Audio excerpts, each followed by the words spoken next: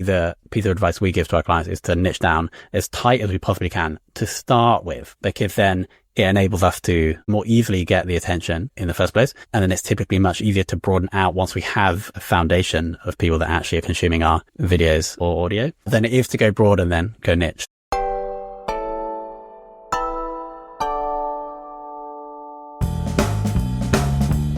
Do you want to just kind of introduce yourself and tell me a little bit about you and your background? Yeah, my name is Tom, founder and CEO of Fame, and my background is medicinal chemistry, 4 years at university, then 4 years management consulting for big corporations, mainly doing project management and outsourcing. And then I spent 6 years trying to sell stuff online because I realized I couldn't be employed when I was doing management consulting. I also realized I couldn't do chemistry when I was at uni. So then I was like, well, I have to do something else. If I can't do chemistry or be employed, then I have to have my own business. And I couldn't code. So then I had to learn how to sell things online. So I did like online marketing and small ventures, business ventures in online marketing for like 6 years. Nothing worked. Then I had to get a job because I ran out of money in 2018. And when I had this job as head of marketing at a B2B software company, we started a podcast. Podcast worked really well. And then they became the first client of Fame. And then all Fame is us just doing that podcast process for a lot more people now. So is it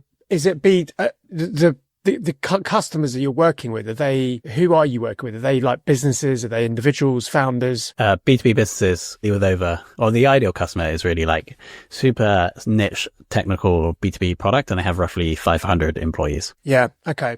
I mean, I've seen some of your sort of copy in places and felt that there's possible overlaps in some areas. I mean, Dojo, we really target B2B SaaS businesses, and it's difficult to know, if they're privately owned, it's difficult to know how much money they've got, obviously, but the kind of, we tend to look at those sort of private equity backs and get a sense of like, okay, they're Series B and above is probably the sort of target business for us. But to get to Series B, you're probably Series A, and to get to Series A, you're there. And obviously, you want to build a relationship with the pipelines.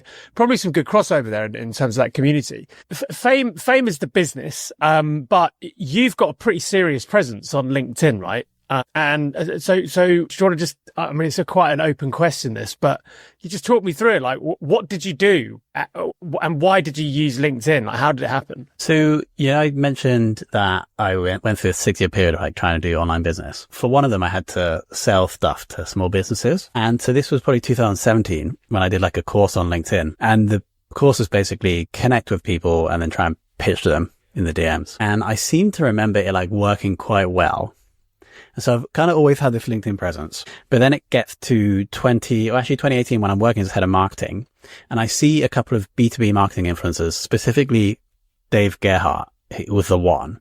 And I see him just like writing text posts and getting hundreds of likes. And I'm like, wow, this is like should I think be very powerful if you're trying to sell B2B, because obviously all your customers are on LinkedIn. So really from 2019, 2020, I start being like, okay, I'm going to do this because I've always loved copywriting. And so there's this like wasteland of posts that you can see if you go back on my profile. It's quite hard to get that far back though. From 2020 to 2023, where I get like 10 likes, 17 likes, whatever, mainly talk about B2B marketing. And then it gets to 2024 and I'm like, I'm going to take this seriously. So I work with a LinkedIn coach. It basically becomes one of the 3 things I do in my job, because now the company's come to a sufficient size. I'm like more out of it and I can focus on higher level stuff. So 2024 was the year. Started on 25,000 followers that I'd managed to get in the first 10 years, let's say, of LinkedIn, or maybe less than 10 years, 8 years of LinkedIn. And then ended the year on like 175,000 followers. And so to actually answer your question now, what did I do? I spent 6 years like warming up the profile. First thing. Second thing is I spent a shitload of time in 2024 doing it, and money on coaches, etc. But probably the most impactful thing was that I broadened out my topics. So if I just kept doing B2B podcasting or marketing, I would have like, 35,000 followers probably. But because I started talking about topics that everybody on LinkedIn has an opinion on, e.g. HR related, that was the key to like getting a big audience. Now, the big problem there is that we don't sell HR software. If I had a HR SaaS company, like the acquisition would have been so cheap, but I don't. I sell to B2B marketers and CEOs. So that's the only downside of having the big audience in HR. Has anyone ever thought to like sell advertising space, but on their own LinkedIn like profile? Because I mean, like, if there was an HR SaaS company and they want to communicate to an audience of whatever, 100,000 people who are engaged with your profile, you could just do a sponsored post, couldn't you, on their behalf? I have that, yeah. Yeah. I've done, not even for HR, I did one for Vodafone's cybersecurity. Mm-hmm.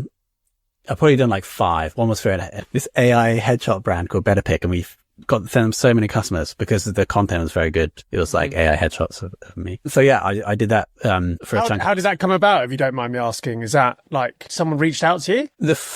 I thought other people that were doing it, and the best way of actually, if you see a friend that you have that's doing a sponsored post with a brand, you just reach out to that brand. So most of them came through there. Vodafone was through a creative agency. That we're like, okay, let's try and do more of this. Reach out to the creative agencies and they bring you deals. But what I would say about that is it is like, you do have to like find and source the sponsorship deals. You then have to manage the sponsorship deals. You do have to create the content. So yes, you do get paid, but it is almost like having a side business. So it does take up time and equally, there's only so much of that you can do, right? Without then actually diluting the thing that you were already doing on LinkedIn with your own account. So yeah, in theory, I think that the risk of annoying followers or slowing down growth can be mitigated by creating the content yourself and then weaving in the advertisers in a more natural way. But yeah, you're right. It will slow down growth and potentially you could stop growth or reverse it.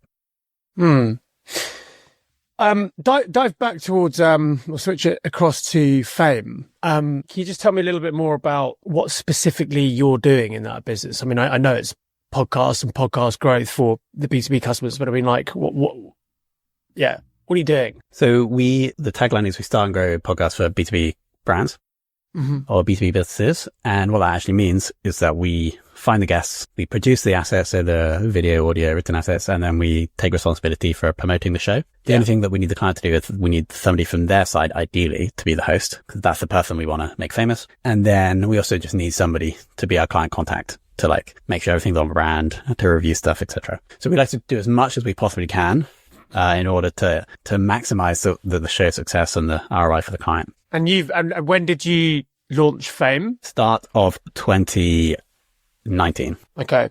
And now it's quite a significant business, isn't it, I think? We have 100 clients, 70 people full time. Yeah, around 4 million in ARR, mainly recurring. So it's not fully recurring, but mainly recurring revenue. Yeah. Interesting. I find that, I mean, I don't know if you may have seen recently, we've just started doing a bit of podcasting ourselves, as in different to this virtual format, like actually getting into a studio. So we've just done sort of our first batch of first season or whatever you want to call it, first series. I think it's a really, I'm the founder we're a B2B business looking to scale. And I think so it's really interesting for me just to kind of better understand this sort of market, because it's growing. And I think the really cool thing with podcasting is there's a lot of content, right? That you can create off the back of it that can just be reused and repurposed and placed in so many different channels, which that's obviously like a clear positive. But equally, it's not just the conversation you have with the particular person, but it's actually being able to get in the room with potentially prospects as well. You know, not that every guest should be I want to sell to this person. You know, you also want to have people that you just have interesting conversations, but find it's really, it's a very unique sort of approach, but it does now seem to be the case that everybody, or not everybody, but a lot more people are doing it. Who is actually, what I would find interesting is who do you actually reach out to within these businesses? Who are you targeting? Who do you have to sort of sell the service to? Yeah, the absolute ideal person to come inbound to us is a B2B content marketing manager. Just having that role means they're of sufficient size. That person typically does understand the value of content in B2B. But especially if typically the host of the show is someone senior in the business, even the founder, CEO, head of sales, head of marketing, that person also has to agree to give up their time. So that's like an influencer in the deal. And then the decision maker is typically either the most senior marketing person, if the company's big enough, or the most senior person in the business, like the founder, CEO. Yeah. That's the B2B content marketing manager is ideal, but then we have all these other people that need to sign it off. And some of the, we're obviously in the business of making content as well, although we have done some podcasts for customers, but not in terms of like a series. Like we've done the production bit and given the assets, we're a video production company, but more and more I'm having a lot of conversations with sort of PR and comms teams actually of bigger businesses. And there is a trend where we're starting to see a bit of a more focus or more budget being assigned to like C-suite content, whether it be a podcast or, a vodcast or just regular updates, but with individuals at the senior end of the business. But some of the resistance that I have seen happen in this area is this kind of, some businesses are sort of nervous, I guess, about investing money into essentially an individual, you know, and that individual, essentially they get promoted, but they could leave. And me and my business partner talked about this not so long ago. And I was like, I feel like that's kind of short-sighted. Everyone can leave any business whenever they want. So ultimately, if you are a good business and you've got a good culture and you're allowing that person to grow, but that is a thing that we see when I speak to marketing teams. Even when we make videos, you know, they are wary of putting faces from teams in because people do move. Have you got any sort of insights, or have you felt that resistance at all when in your approach? I haven't been on sales schools for a while, but I have seen this previously. It definitely is a risk for a company to take. If you spend time and resources building someone's audience, they take it with them. The way I would reframe that is it's actually a challenge to be like, can your company retain somebody who has this much other value going on in their lives? And so then that pushes back to like HR and your culture, exactly as you mentioned, like how can we make it so that they want to stay, even if they have all these other opportunities? That's the first thing. The second thing is, even if they do leave, your company brand is still on their LinkedIn profile, you know? And so being specific to LinkedIn, that's still getting all the impressions from the profile views. So, and then if they have a great experience with you because you help them make them famous, that is like additional value that they got from the relationship that will probably come back to you, especially if they get more influential, if they refer clients or speak well of you. So it definitely is a risk, but I think it is a risk that should be embraced. We're both in B2B. I personally think there is too much content just everywhere, actually. But I think in B2B, especially in the last sort of 2 to 3 years, there's been a real surge in the amount of content that people are able to get out the door. And that's because there's a lot of things going on, but, you know, AI tools, automations in terms of edits and all the rest of it. So the marketplace or the channels where you would traditionally share B2B content is just very saturated right now. And so it's becoming, 5 years ago, if I spoke to a business, put this story out there in the form of a video and people watch it, the hard bit was getting people to spend money on a video. Now it's not a question of like you need to do video. It's like there's a ton of video out there. But now if you spend 20 grand on your video and put it on the internet, no one's going to watch it because there's a billion other videos. So now it's more than ever, it's become really important to stand out, right? To actually create something good rather than just create something. So my question to you on podcast is, how are you making your clients stand out? And what is your advice to stand out? The one most powerful piece of advice here is to understand, when you say the word good, is to understand who that's for. Obviously, the larger the amount of people you're targeting to make the content good for, the harder it will be and the more budget you're going to be competing with. Whereas if you can make that group of people that you're trying to make the content for good, the reduction in competition decreases and your ability to make it good or valuable for that person increases. So really the piece of advice we give to our clients is to niche down as tight as we possibly can to start with, because then it enables us to more easily get the attention in the first place. And then it's typically much easier to broaden out once we have a foundation of people that actually are consuming our videos or audio than it is to go broad and then go niche. So I totally agree. It's getting harder and harder to get people's attention. And the way we combat that is be more specific. So it's easier to be more valuable for a smaller group of people. Let's talk about first year goals. Like, what size of audience are you talking about trying to reach to?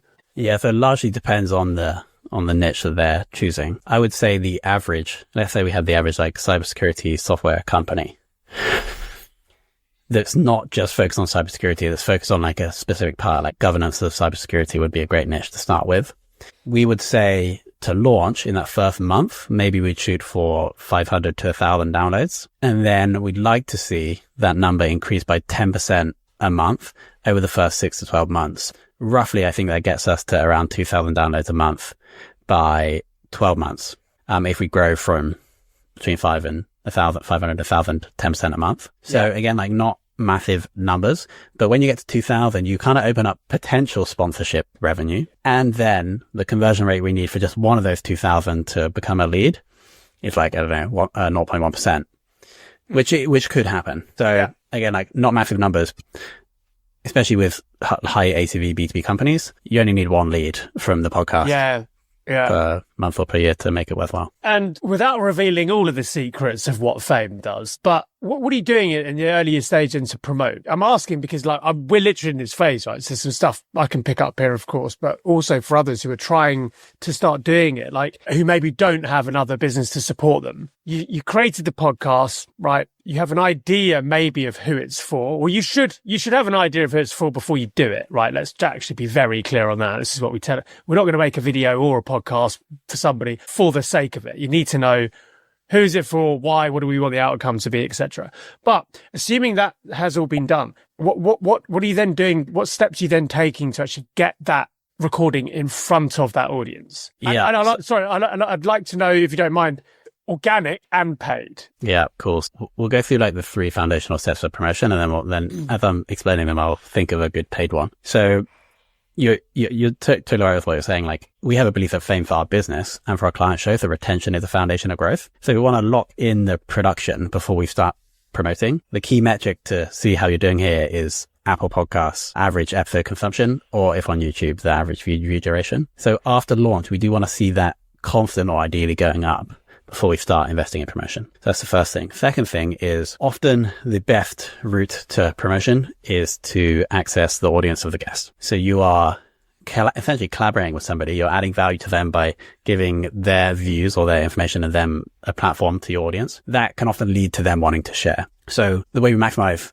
guest sharing is by ensuring the guest experience is awesome, so that they feel more, the law of reciprocity. They feel like they want to give back because they have such a great experience. And so what does that mean? It means just like doing awesome interviews, like preparing the content for the guest to share, etc. Because then if we can get like a 70% guest share rate, then with every episode we get this boost. Now, ideally, the guest just doesn't share once. Ideally, the guest might link to it from their website. They might also send it to their email newsletter audience. That's the second thing. Third, so actually coming on to promotion now, I think that like discovery in podcast apps is quite hard and small compared to discovery on Google, and now more AI as well. But untapped opportunity is typically, if you were to Google like top B2B marketing podcasts, there's about 20 different results. That one's actually been quite optimized because marketers trying to get more attention. But if you're like top insurance technology podcasts, then it's actually quite easy to get an article ranked there. So the first thing we suggest our clients do, or that we do, is we write the article. That's step one. And obviously our podcast is at the top. Then second is we go to all of the other people that have those types of articles, and then we do deals to get a podcast featured. What are those deals? It could be you just pay them. It could be that you bring on somebody from their business onto the show as a guest. It could be that you offer to give them a mention or a link in a different article on your site. So if we have that happening, that means that ideally every day we're getting a few more people discover the podcast through Google Organic or AI Organic. And then also we have the guest sharing with every episode. If it's a weekly show, we get a little boost every week. Then let's talk about paid. What's working for us recently is we have for every episode, we're going to create 2 to 3 vertical snippets for LinkedIn vertical video that is posted through the host's personal profile. And we're just running these, maybe 1 to 2 get posted a week. When we get one that is popping off organically, that's when we can run thought leadership ads from the page of the podcast or from the page of the business through the host profile to ideally add fuel to the fire to get a lot more attention for that post. And then obviously the episode is linked in the comments. So that's probably the paid one that's been working the best recently. So you're not doing, so you don't do like a sponsored post from the personal account. It technically is. So like on LinkedIn, you can't run ads from a personal account. You can run ads from a page. But what they released about a year ago is that you can boost a person's post from the page. Yeah. Sorry. That's, I've not actually experimented with that yet, but so that's a feature that you are using and getting some results with. Interesting. What's the difference between, like, you must have had podcasts that flop and some that haven't, otherwise you wouldn't be in business, of course. But you know, there's got to be. It can't always be down to Fame, right? Ultimately, it's also the content and the business and what they're doing. Is it any good? But you've obviously looked at lots. So I mean, is there any sort of can you provide or share any insights into sort of what's the difference between a podcast that flops and a podcast that actually grows and builds? You know, like are there some things that you've picked up on that you could share? Yeah, three things. First, we've covered, which is the not being specific enough, and therefore you're competing against other people that are better, have higher budgets in the early days, so you never get off the ground. Second is being strategic about guests. And strategic means like you're giving the guest an amazing experience, and then ideally getting value back from them somehow.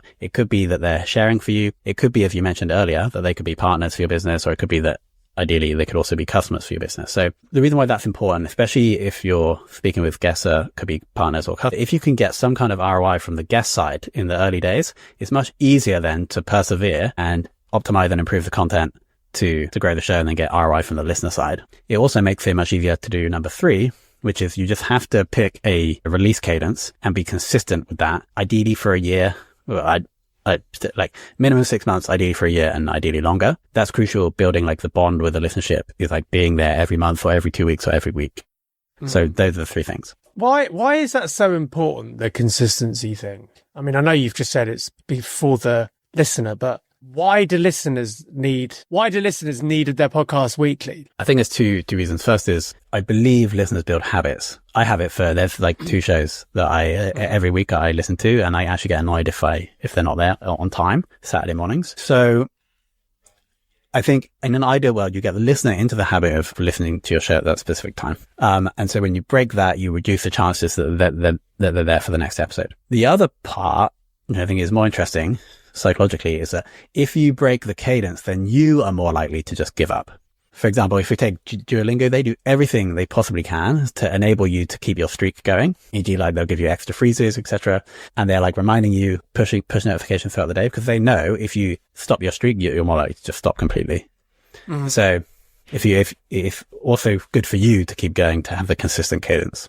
Yeah, it is, again, you know, we're not really in this sort of listener world, rather viewer. And I guess kind of when you're putting out podcasts, it's almost like, I guess, committing to like a radio show type of thing. It's like, we do this on a Friday at 8 a.m. every Friday. Now it's up to the other person if they do it then, or as you say, listen to it later in their own time. But I can see that. But is there the consistency bit? Is there anything in the consistency bit that is actually correlated to algorithms though? Like your podcast isn't going to do better or worse in, say, Apple or on YouTube if you're releasing it every Friday. Does that have an impact as well, or is that not relevant? My understanding with Apple and Spotify for podcasts is that there's no algorithm selecting what's shown on people's listener feed or not. Obviously for YouTube there is. I do not know whether like frequency is a YouTube algorithm signal. What I do know is like the best YouTubers like Mr. Beast will release at the same time every week and has done for like 10 years. So whether that's because the YouTube algorithm helps or because he's building the habit with the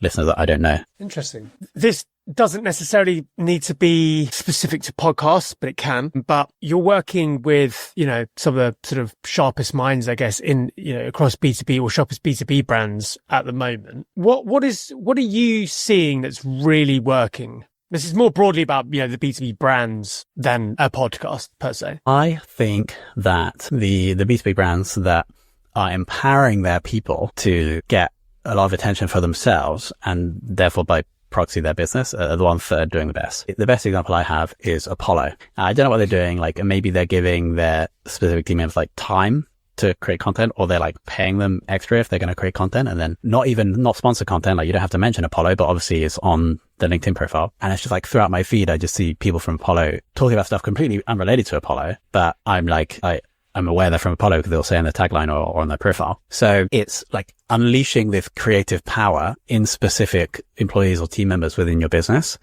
to build their own fame, but by proxy also making you more famous. So that's what I'm seeing, or that's what I've been seeing over the last probably 6 months, that makes me like want to know more about those B2B brands, or if I wasn't employed at Fame, to go and work for them. Or if I could be employed, I can't really be employed, but that's what I would do, work for one of those brands.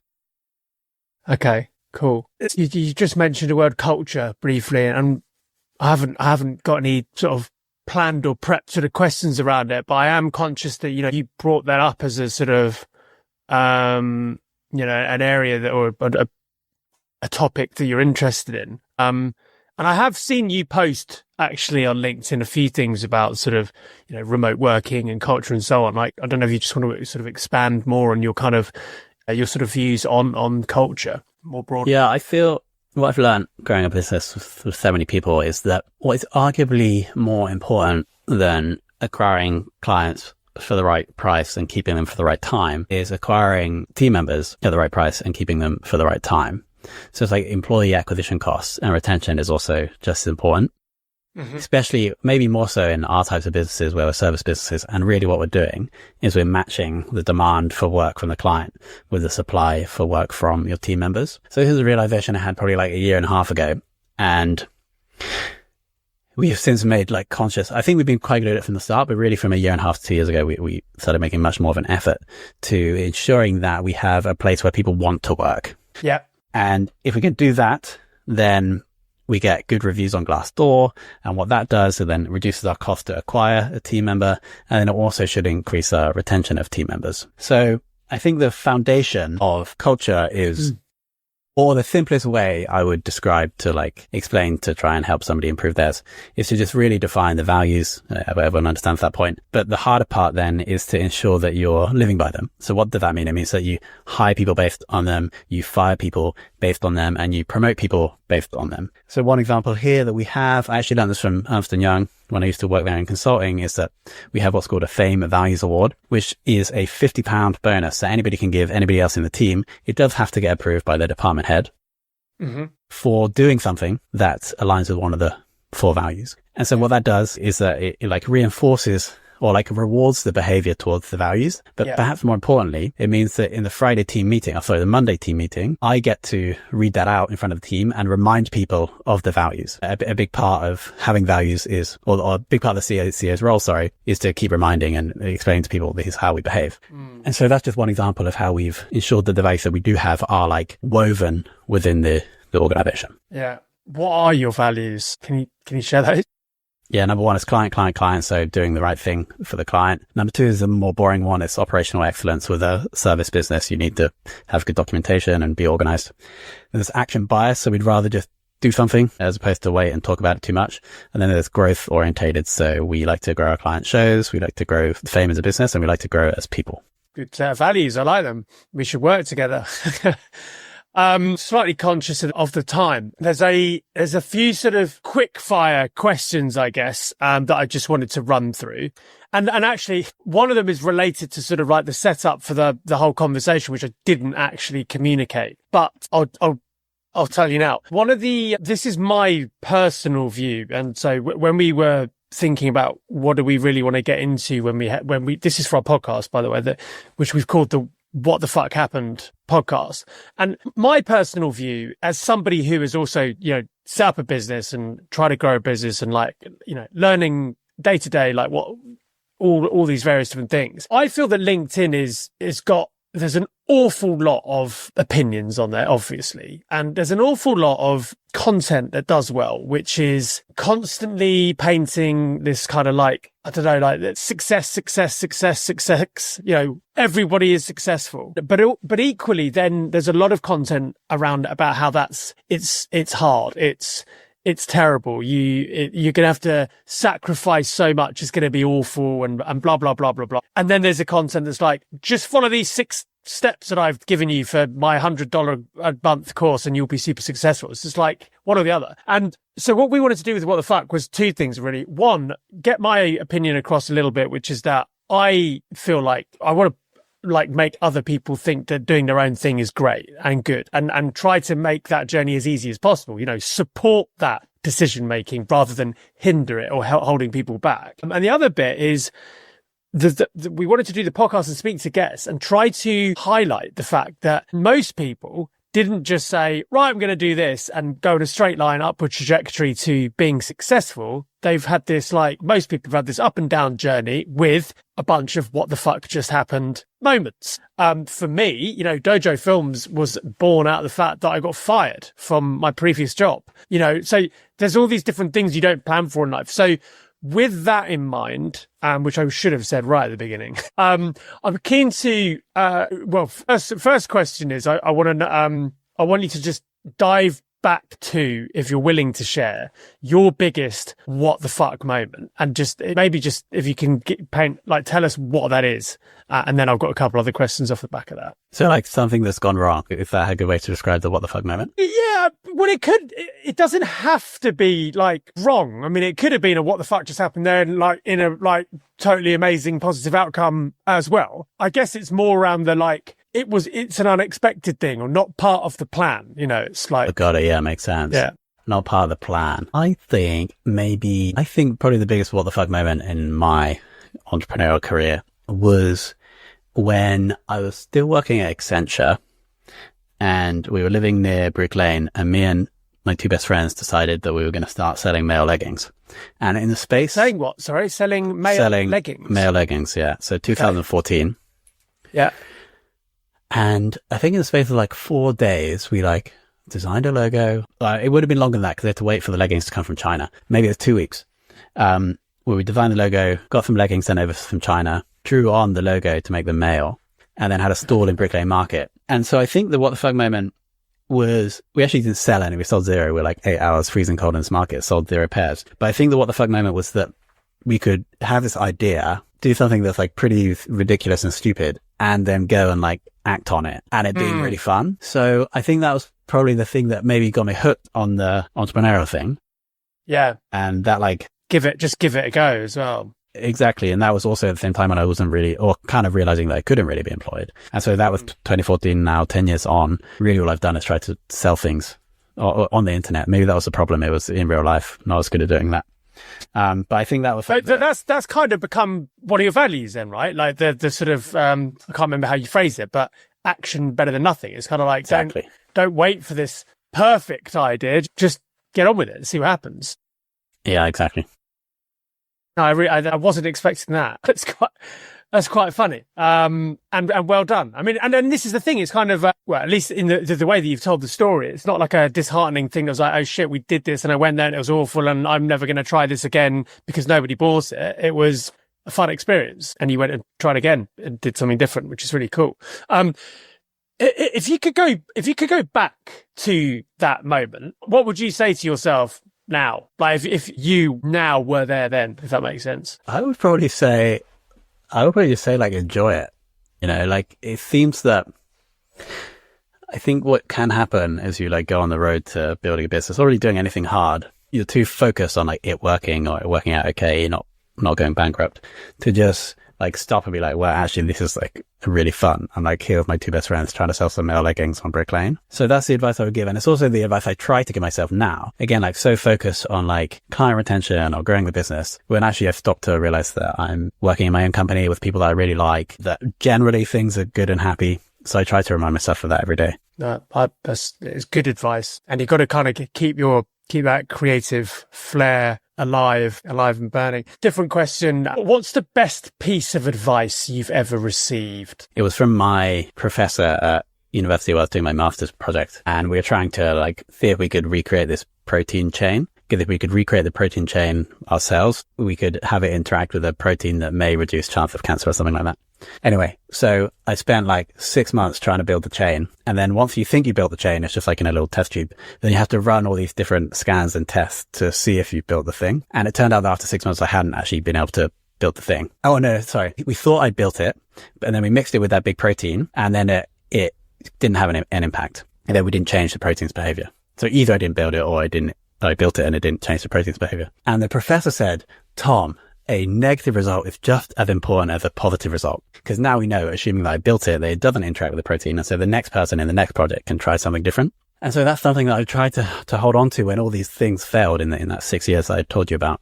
That, okay, we did this thing in that way. It didn't work at all. So maybe we can tweak and improve for the next thing. I think that is, I really resonate with that. I don't suppose you saw, but I actually posted a video this morning on my LinkedIn feed. And I actually recorded the video a week ago. I was listening to that, who's it? Alex Hormozy, Stephen Bartlett podcast, the 3.5 hour one. And there's a section where this guy, Alex, have you listened to it, by the way? Would you know? No, I haven't seen that yet, but I will. But you know of them.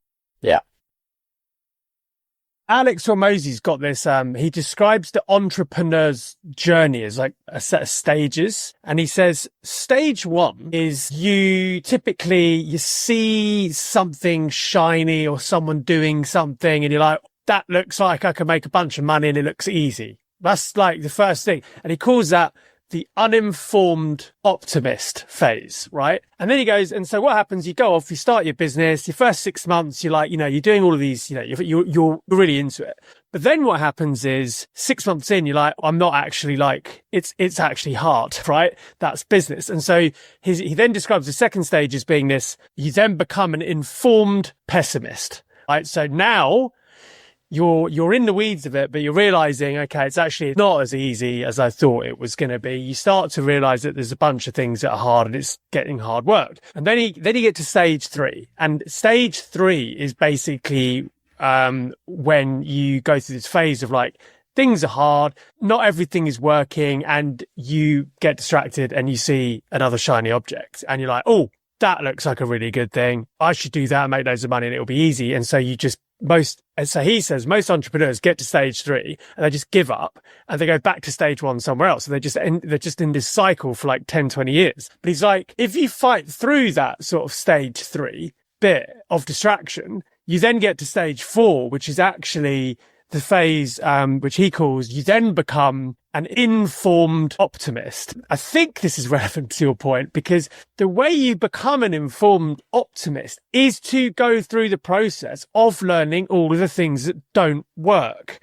All like trying and failing and trying and failing. What you are also doing is there are things that do go well, but it is important to know what doesn't work because once he then describes the next stage is you're basically then just removing all the bad things and just doing more of the good.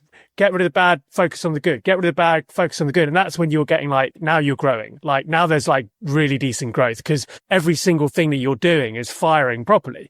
But the only way you can possibly get there is to really stick through that period of trying and failing. Hopefully that was relevant. Yeah, good connection. I'm going to have to watch that now. It's a really, it's a fascinating podcast, actually. I think whether you like Alex Hormozi or not, in terms of his social media profile, I think the way he sort of breaks down the kind of building businesses and the entrepreneurial cycle and so on. There's a lot in there, by the way, that's heavily focused on culture as well, which I found really interesting. Yeah, if you have a spare 3.5 hours, give it a listen. Last question, just to wrap this up. Can you finish this sentence for me, please? Success. Enjoying the journey. I like that. Love that. That's good. Really good. All right, Tom, thank you very much. Really appreciate it. My pleasure, Tom. Thank you. Cheers. Bye.